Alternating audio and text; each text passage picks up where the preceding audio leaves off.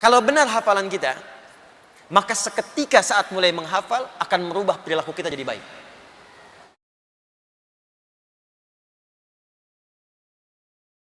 Bismillahirrahmanirrahim. Jangan lupa subscribe, like, and share. Jadi saya mau katakan bahwa Quran itu tanpa batas, Pak. Semudah-mudahnya. Mau pengusaha, maaf. Mau diplomat, birokrat, punya kedudukan. Mau ustadz, mau ibu rumah tangga, silahkan. Aku mudahkan semudah-mudahnya. Yakin? Siap? Nah, kalau sudah siap, kalau sudah komitmen, maka motivasi awalnya kata Allah, mesti sesuai dengan tuntunan yang telah Allah tetapkan dalam Al-Quran. Jadi kalau Qurannya ingin jadi hudan, begini caranya. Karena nanti banyak orang menghafal Quran tapi nggak jadi hudan. Karena salah menghafal, Pak, Bu. Demi Allah saya katakan, tolong catat ini ya nasihat saya. Kalau Anda titipkan anak-anak Anda menghafal di tempat-tempat hafalan, termasuk di pesantren, tolong cek cara menghafalnya. Apakah jadi hudan atau tidak? Karena banyak sekarang orang yang hafal Quran, hafal surat-surat tertentu, tapi nggak jadi hudan dalam hidupnya. Penghafal Quran penipu, ada. Penghafal Quran preman, ada. Penghafal Quran pemalsu ayat, ada. Penghafal Quran tukang bolak-balik ayat, ada. Masa hafal kulhu semua agama sama? Berarti suratnya nggak menjadi hudan dalam dirinya. Jadi ada banyak orang sekarang menghafal Quran, cuman caranya keliru, nggak jadi hudan. Di penghafal Quran itu Allah tidak melihat berapa juz yang dia hafalkan sampai dia wafat, tapi melihat apakah Quran itu jadi petunjuk dalam hidupnya atau tidak. Ini yang dimaksudkan Quran surah 35 ayat 32. Dari sini kita mulai, kita masuk pada bagian yang ketiga tentang bagaimana merumuskan cara hafalan yang benar. Yuk, kita lihat dulu kualifikasinya. Nanti Anda petakan baik-baik. Saya punya waktu sekitar 30 menit lagi.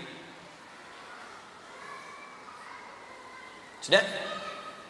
Thumma awrathna al-kitab alladhina istafayna min ibadina. Kemudian kami wariskan Al-Quran itu kepada hamba-hamba terpilih. Jadi maksud ayat ini begini, kalau bapak ibu ingin mendapatkan warisan Quran itu, maka masuklah ke dalam golongan yang dipilih Allah. Awas, jangan salah menyimpulkan, oh saya nggak dipilih jadi nggak hafal. Bukan begitu caranya. Caranya, masuklah pada golongan yang dipilih itu. Ikut kriterianya. Jelas ya? Awas, nanti banyak orang karena mempelajari di terjemahan jadi salah menyimpulkan. Ya. Cara membacanya, kata Allah, kami akan wariskan Al-Quran kepada hamba-hamba yang kami pilih. Maka cara membacanya, masuklah kepada golongan hamba yang dipilih Allah itu. Lihat kriterianya, ikuti itu, maka Anda akan jadi bagian dari itu. Jelas? Nah, karena Al-Quran itu mudah dihafal, setiap kalangan bisa menghafal. Cuman karena nggak ngikuti kriteria tadi, maka nanti penghafal Quran terklasifikasi, terbagi pada beberapa golongan. 3 secara umum. 1, teruskan ayatnya. Faminhum zalimul linafsi. Ada penghafal Quran yang zalim pada dirinya. Zalim. Karena salah menghafal tadi. Salah menghafal jadi jualan ayat. Salah menghafal jualan fatwa. Salah menghafal cari amplop. Salah menghafal jualan proposal. Banyak. Bisa keliru. Awas, hati-hati, zalim. Zalim itu sering saya katakan menggunakan sesuatu bukan pada tempatnya. Saya sering ilustrasikan, ada gelas, ada gayung. Gayung buat mandi, gelas buat minum. Ada orang minum pakai gayung, mandi pakai gelas. Itu orang zalim. Hafal qul huwallah, hafal tapi tidak ditempatkan pada tempatnya. Dia hafal qul huwallahu ahad, tapi ahadnya nggak dipakai. Dia katakan semua agama sama. Ini konteks internal kita. Jelas ya? Baik, kembali. 1. Yang kedua, wa minhum muqtasid. Wa minhum muqtasid. Ada orang yang paket hemat. Siapa paket hemat itu? Dia menghafal, tapi masih untuk dirinya saja, belum bisa berbagi. Ya, belum maksimal. Cirinya begini, kadang mojok-mojok, pinggir masjid, deket tiang, bukan yang sekarang, bukan. Contoh. Terus ngulang murojaah, ngapalin, hafal dia. Cuman ketika diminta, akhi, silahkan jadi imam, yang lain saja. Ada yang begitu? Ditemukan. Ya, ada. Akhwat misalnya kan, buka, padahal hafal. Cuman belum bisa berbagi. Ajarin kita dong. Ah, saya juga masih belum benar. Itu paket hemat untuk dirinya. Ya. Nah, yang paling bagus, kalau paket hemat ini nanti ada tafsir mengatakan saling menutup aja. Belum konsisten, kadang maksiat, kadang enggak, kadang maksiat, kadang enggak. Jangan dikira penghafal Quran ada yang enggak maksiat. Ada yang maksiat. Ada, Pak. Bahkan ada penghafal Quran yang LGBT. Bukan saat LGBT menghafal Quran, bukan. Saat menghafal, cara menghafal dia salah gaul, salah lihat, terjebaklah pada komunitas itu. Menghafalnya sebelum itu ada. Saya pernah ngisi pengajian dengan kawan saya. Adalah nggak perlu saya sebutkan. Membahas tentang topik LGBT. Itu begitu selesai pengajian, ada yang menghubungi, ternyata sub 1 sampai 3 LGBT semua. Bukan yang ini, Pak.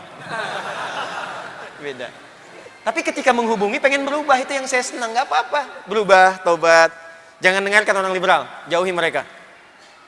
Anda memang fitrahnya homo, enak aja. Tidak, berubah. Kita rangkul. Maksud dirangkul gimana, Ustadz? Diajak balik. Ajak balik, berubah, tobat, kembalikan. Dan mereka punya hak untuk jadi manusia seutuhnya. Kembali. Yang paling hebat, ini ukurannya. Wa minhum sabiqum bil khairati biidznillah.